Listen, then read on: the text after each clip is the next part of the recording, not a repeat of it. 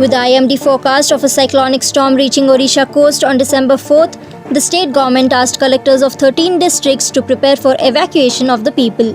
A disaster management strategy by requisitioning NDRF, ODRAF and fire department personnel for rescue and relief operation has been chalked out. The forecast said that the low pressure area in South Andaman Sea will intensify into a depression and move towards the coast as a cyclonic storm on December 4th, and the Coast Guard has initiated extensive preemptive measures in the eastern coast, keeping it in view.